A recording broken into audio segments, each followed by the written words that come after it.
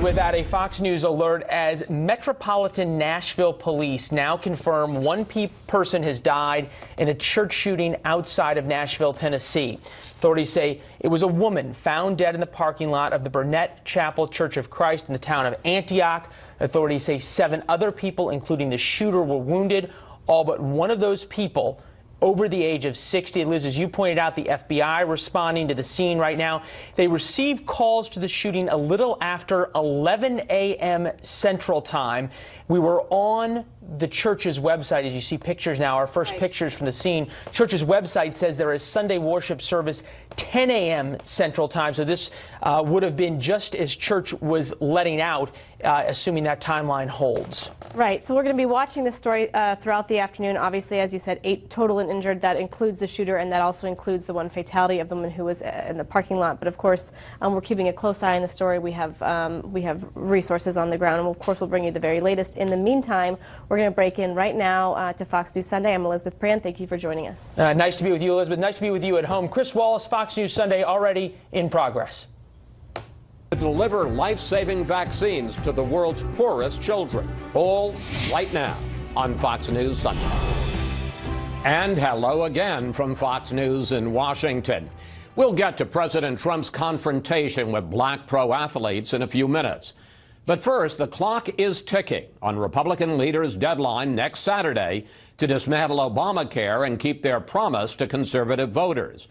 The bill needs 50 votes plus a tiebreaker from Vice President Pence, none expected to come from Democrats. Friday, the GOP's slim majority took a big hit when Senator John McCain announced he's a no. President Trump attacking him and other Republican senators for their opposition. Joining me now to discuss where things stand is Mark Short, the White House Director of Legislative Affairs. Mark, welcome back to Fox News Sunday. Chris, thanks for having me. Is this latest effort to replace Obamacare now dead? No, Chris, it's not dead. Here we are just days away from a final vote, and we're trying to win over the support of the last couple of senators to get there. As you know, there's no Democrat support for it. So last time in the Senate, a vote of the 52 Republicans, we gained 49, but all 48 Democrats opposed. That will be the same case this week, and we need to make sure that those last couple of Republicans we win over. Those Republicans, of course, as you know, are John McCain, Lisa Murkowski, Susan Collins, and Rand Paul. That's our path to victory. Well, John McCain is a no. Are you suggesting Rand Paul isn't a definite no? I think with Rand Paul, Rand Paul has been certainly somebody very principled on health care, and we hope we can earn his support, because when else will he get the opportunity to vote on a bill that actually provides real entitlement reform? When will we get a chance to vote on a bill that doubles the ability to contribute to health savings account? And Chris, when will we get the ability to vote on a bill that gets rid of the individual mandate, the employer mandate, and something else that I know is important to Rand Paul, and that's life? This administration has stood for life, and this bill protects the sanctity of life by denying taxpayer dollars going to fund abortions.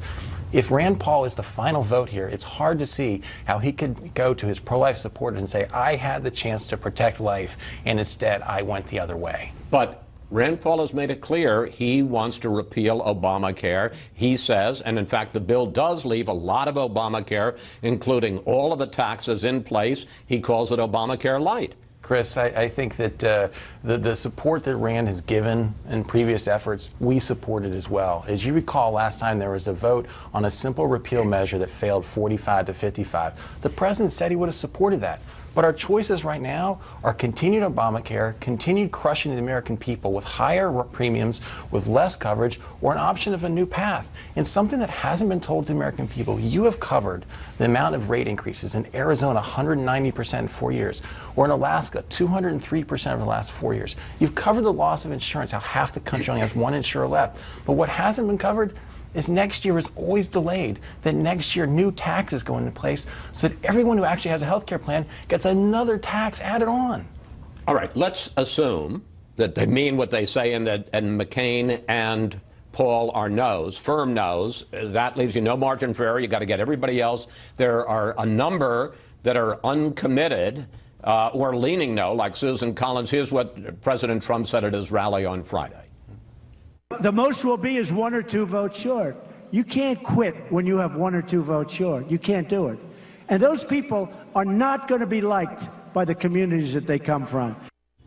You got 1 week left. You got till next Saturday. Are you going to change the bill to try to persuade some of the uncommitted to come back? And if so, specifically, how will the bill be changed in these last days? I don't think there's significant changes, Chris. We have been continuing to talk to various senators, not just Collins and Murkowski, but ways to refine the formula. Because what we're actually doing, as you know, is we're taking dollars out of Washington, D.C. and sending it out to the states. And so how each state gets those resources is being continued to try to perfect that formula. And we're continuing to have conversations with Murkowski and Collins. But what we've learned is a utopian notion that Washington, D.C. knows best how to handle your health care has proven to be a disaster. We want this to be handled back to their states, which is why we think every state's a winner, including Maine, including Alaska, because their governors will have the ability to divide but every programs. State isn't a winner. As you know, 34 states get less money than they're currently getting. About 14 or 15 get more. I want to go to the merits of the bill. Late night TV host Jimmy Kimmel has become a big part of this debate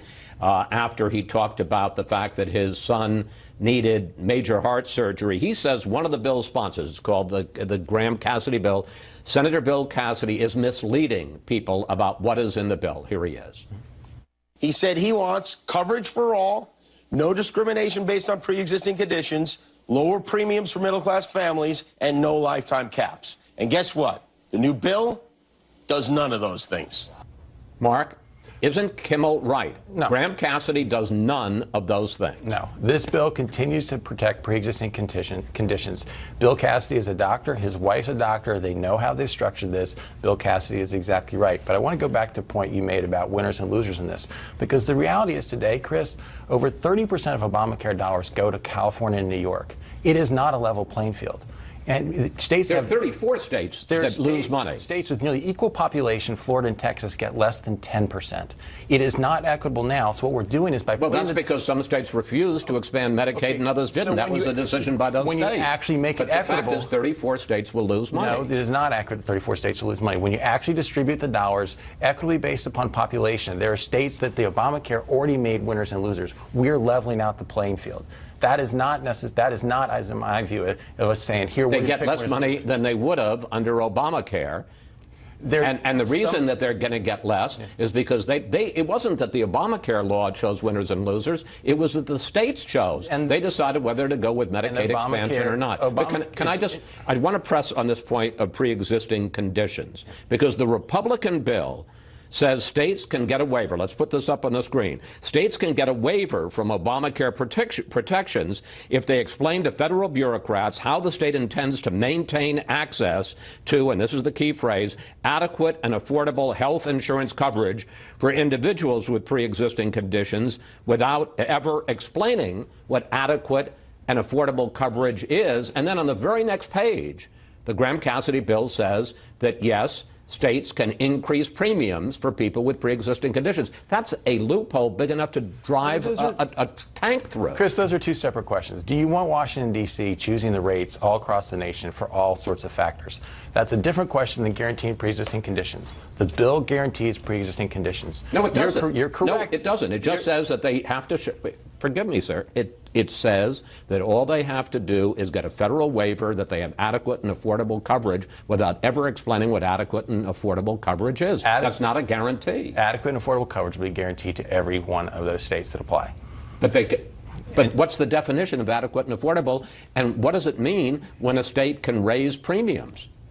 That is a separate question. And do you want Washington, D.C. dictating across the country what those rates are for everybody, regardless of conditions? What good is insurance coverage if you can't afford to buy it? Because you're also providing additional financial support to those states so they can make sure that those rates stay low for all different individuals and all different classes, including those with pre-existing conditions. Chris?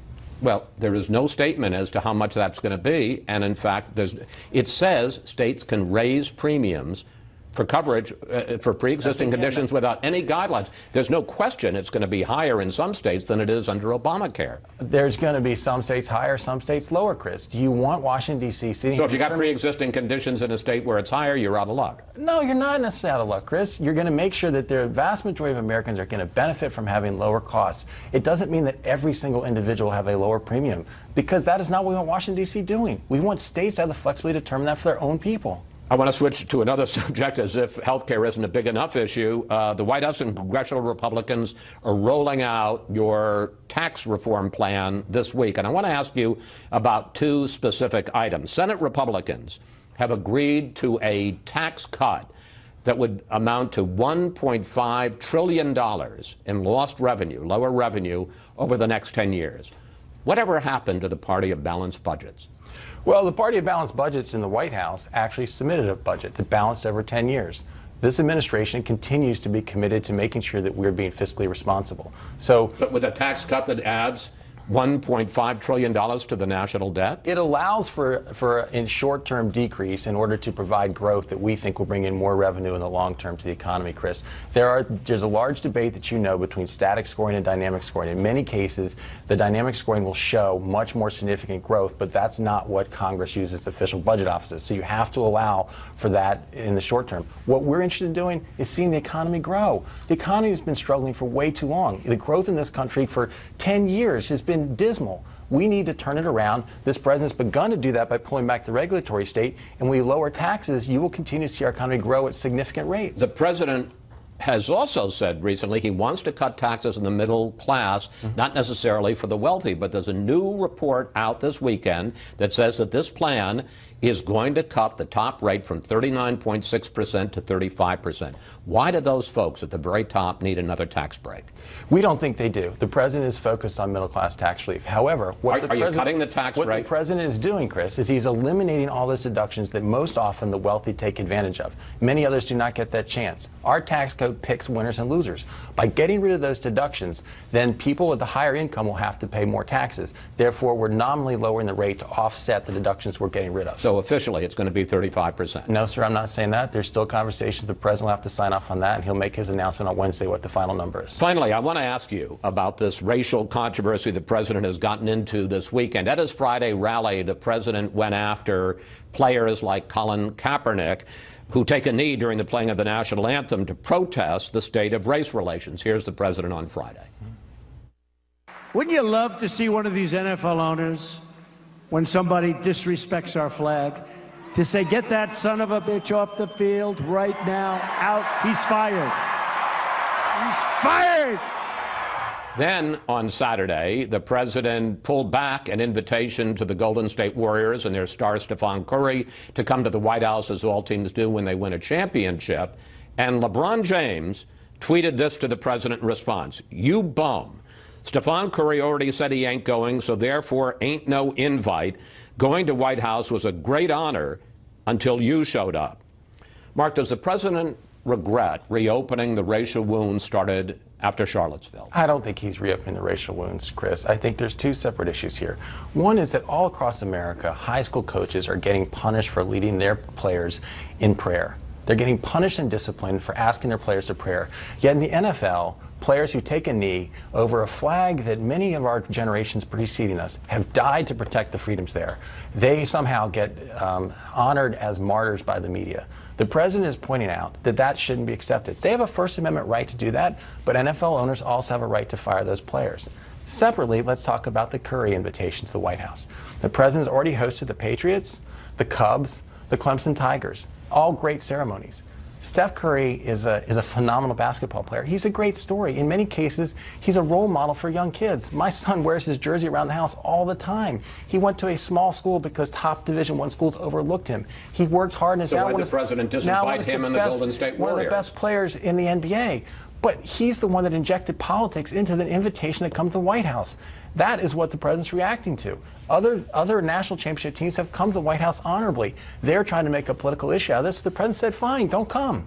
But this obviously has a racial component. These are black players talking about the state of race relations in the country. They're not burning flags. They're not chanting. They're simply taking a knee. I mean, you can argue whether or not it's the right or wrong thing to do. I think there are ways to show your concern on social activism without having to dishonor the flag. And I think that the president is not looking at this through a racial lens. He's making a case that there was plenty of African-American athletes on all those national championships that the president welcomed to the White House, Chris. They're the ones that chose to make a political issue out of this. I want to just put up one more tweet. This is a tweet from the president in 2013. Let's put it up on the screen. This was during the controversy of the Washington Redskins and President Obama, and this is a Trump tweet from 2013. President should not be telling the Washington Redskins to change their name. Our country has far bigger problems. Focus on them, not nonsense. So at a time when you're trying desperately to get votes for health care, at a time when you're rolling out your tax reform, does the president really need to get into a fight with Stephen Curry and LeBron James? I think, Chris, we have a lot of priorities in front of us right now. It's not just health care, it's also tax reform, it's also a lot of foreign policy issues. And so I think the president is focused on those issues and is continuing to make sure the White House is focused on. So should the president take his own advice that he gave to Barack Obama? I'll let the president decide what he's tweeting. I think that there's a lot of people in America who have condemned the president's tweets, but they've proven very effective so far. Mark, thank you. Thanks for joining us, and we will focus on what happens in the Senate on health care this week. Thank you for coming in. I appreciate it. Up next, we'll bring in our Sunday group to discuss the fate of repeal and replace. Plus, more on the controversy the president has stirred up over players kneeling for the national anthem.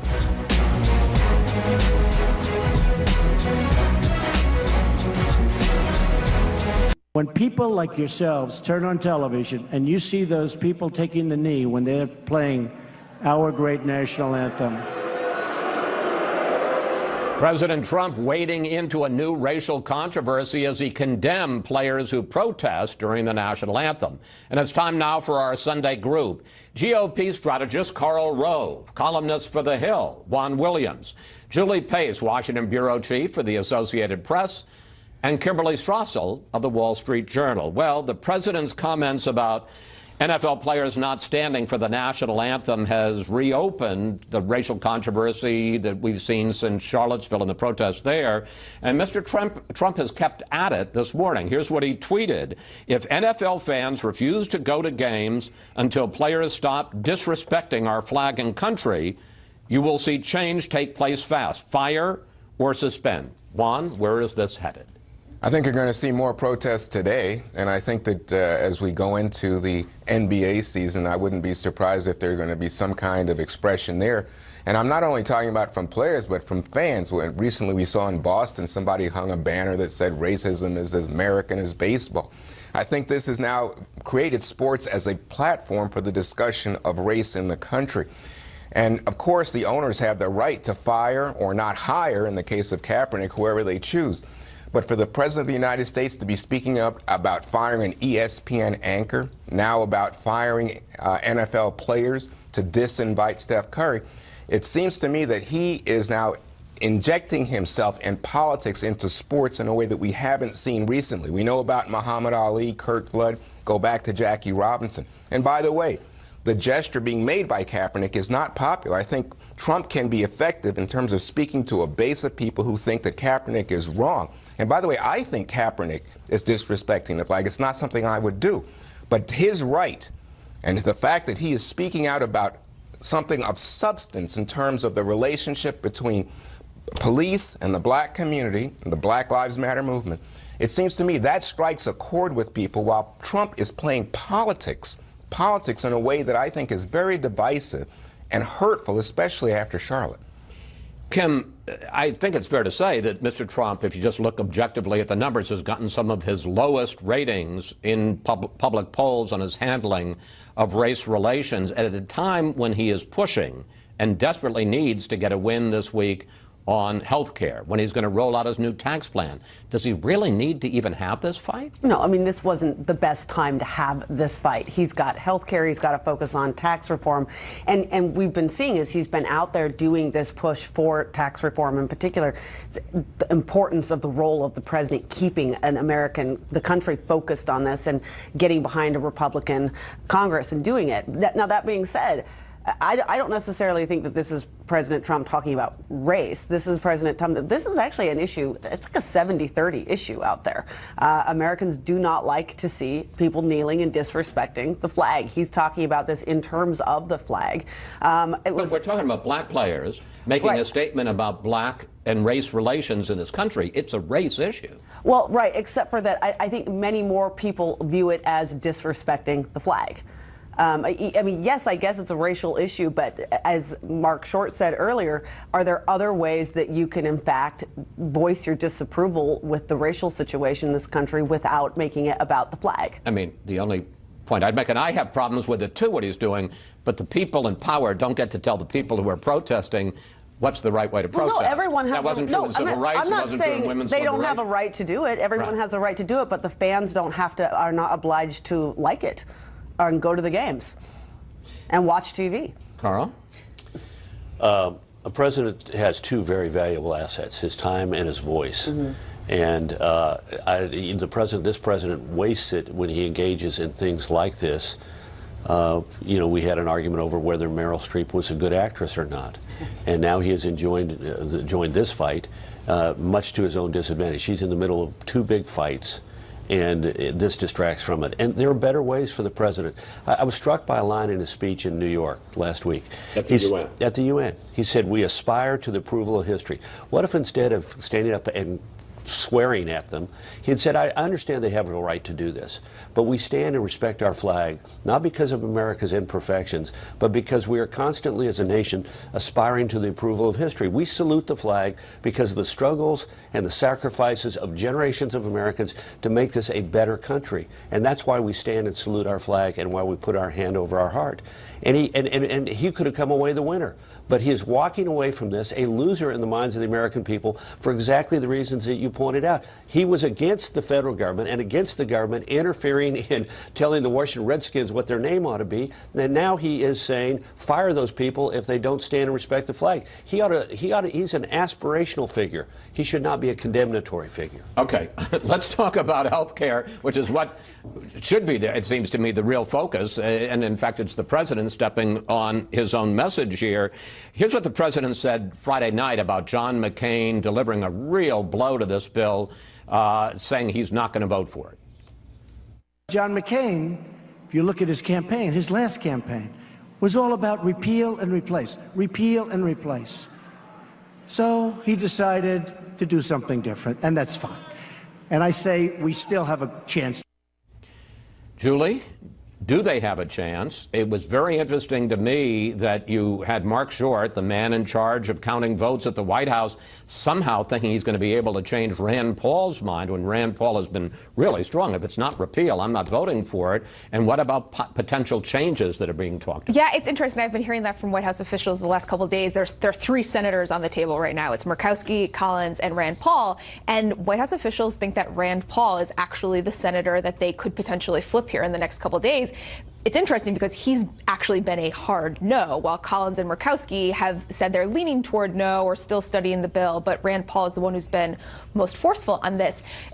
I do think it's hard to see what they could insert in the bill last minute to get Rand Paul to flip, because his whole point is that he doesn't think this bill fully repeals Obamacare. He wants that law to be completely wiped away. There would be a lot of changes that you would have to make that could potentially flip other senators in the process.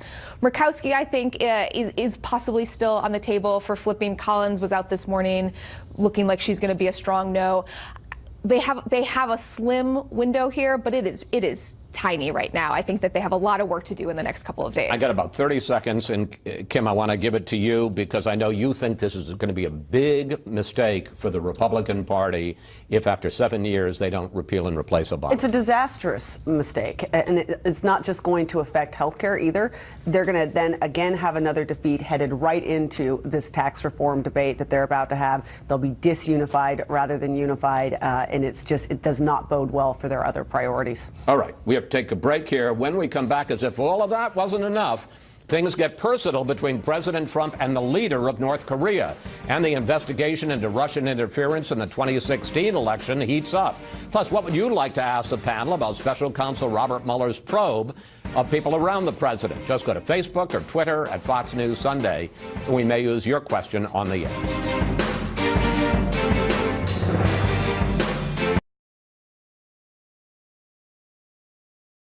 Can't have madmen out there shooting rockets all over the place.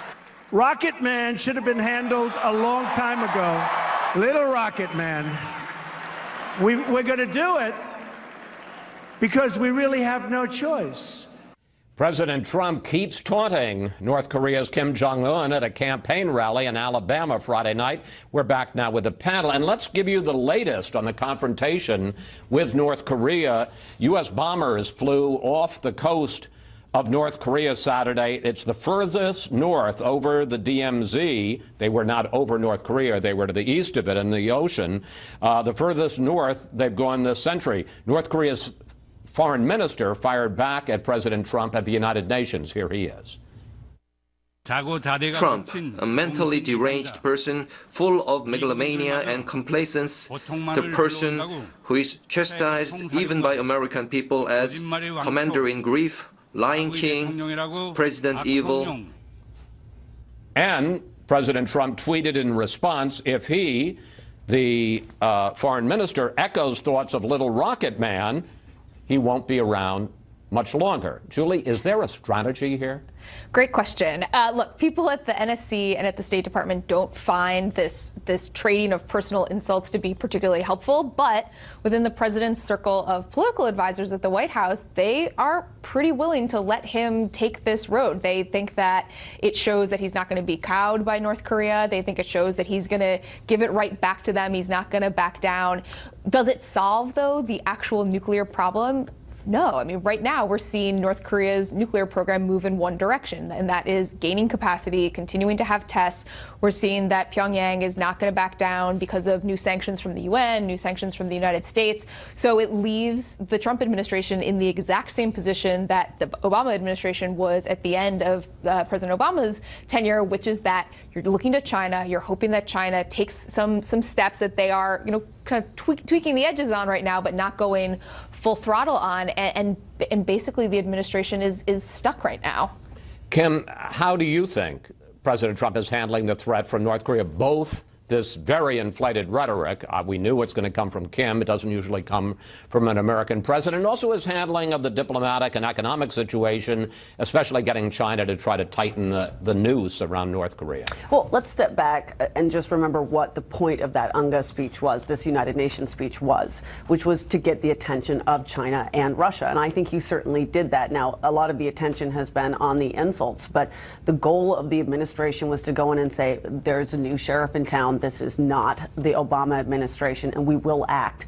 If you don't go in and police your own area, then we will do it for you. And I think that message certainly got across, and then combined with the new sanctions that were put in this week.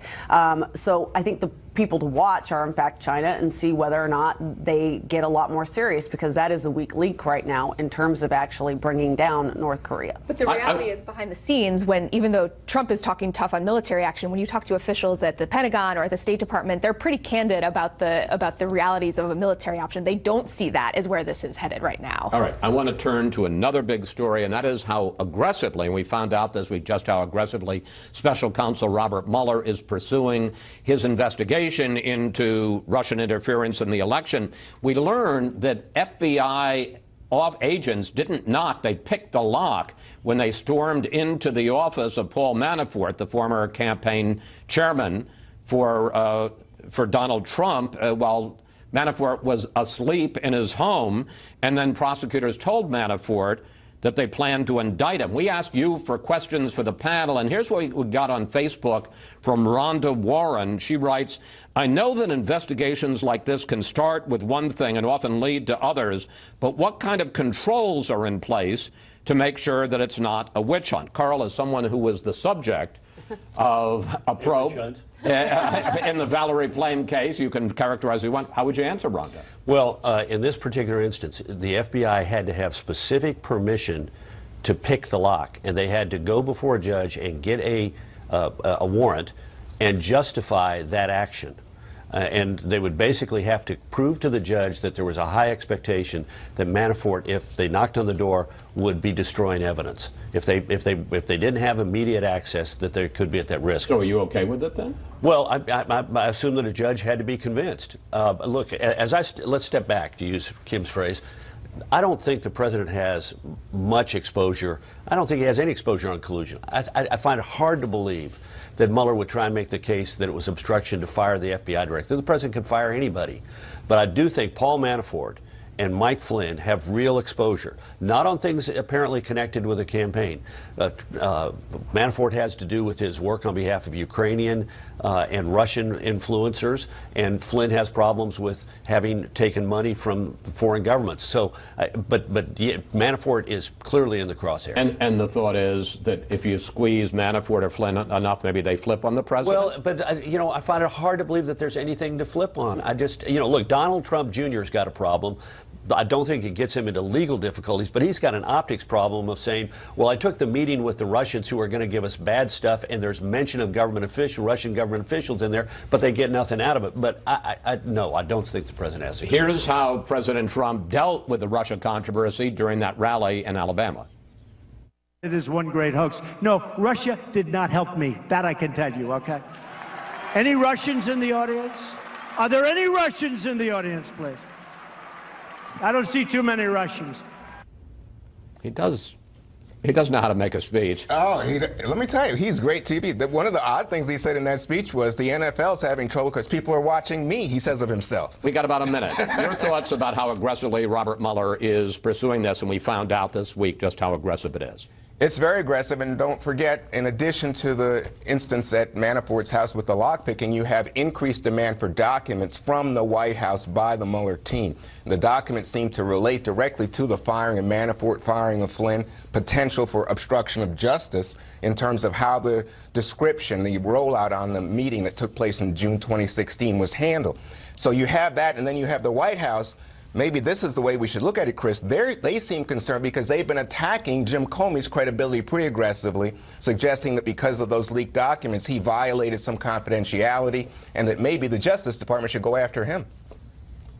To be continued. Thank you, panel. We'll see you all next week. Up next, our exclusive interview with Microsoft co-founder Bill Gates on his foundation's remarkable efforts to save millions of lives.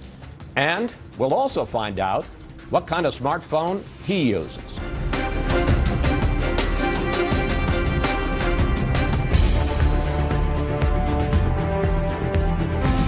The Bill and Melinda Gates Foundation is the world's largest private charitable fund. Since it started back in 2000, the foundation has given more than $41 billion in grants for public health and development in more than 100 countries, including the U.S.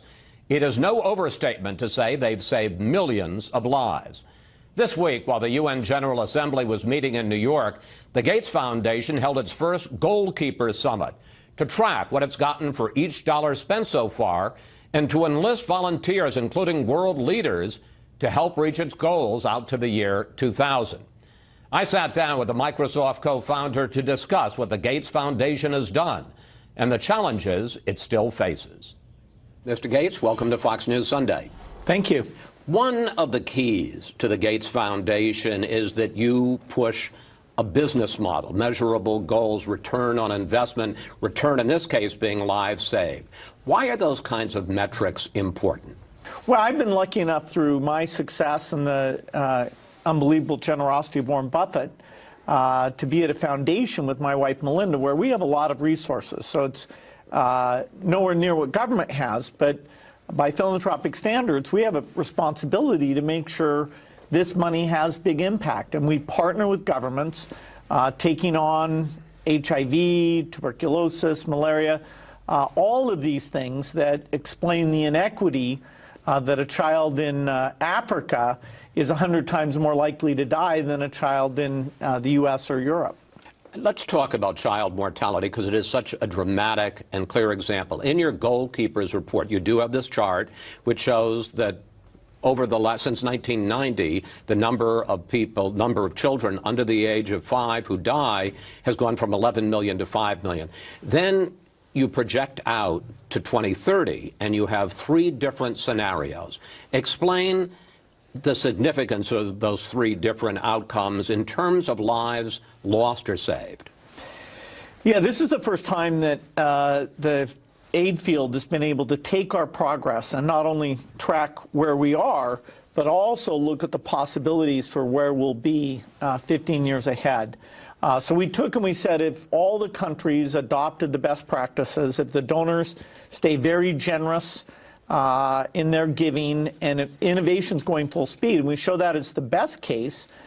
Then we take just business as usual, and then we take a case where people pull back, where they're saying that they don't care as much about other countries and the debts and things there, and that there's less money, less R&D, less adoption best practices, and we show it's quite a range. It's more than 1 million young people in 2030 who either live or die. Specifically, the difference in terms of the various scenarios, what is it that wouldn't be getting there if people don't continue to contribute or even add to it? Well, the best example is vaccines. Vaccines are fairly expensive, about $10 per child to get vaccinated.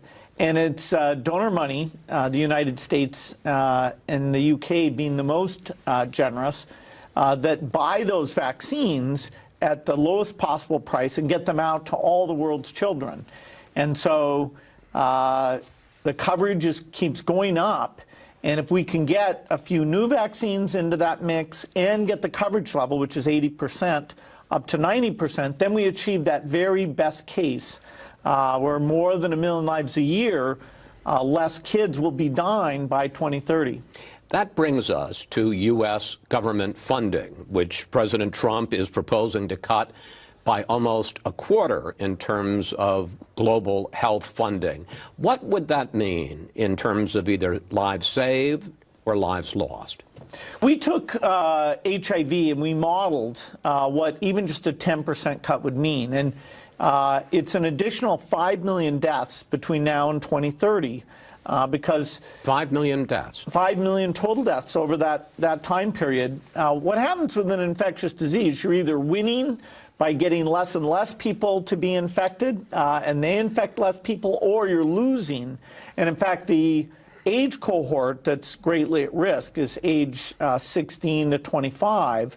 There's twice as many kids now in that population range as there was back when HIV first hit. And so the miracle of getting those drugs out, if that's not fully funded until we get a breakthrough like a vaccine, then the death rate is going to go back up and reach new records. In his speech to Congress in February, President Trump said this: America must put its own citizens first, because only then can we truly make America great again. And in his budget message, the president added, it is time to prioritize the security and well-being of Americans and to ask the rest of the world to step up and pay its fair share.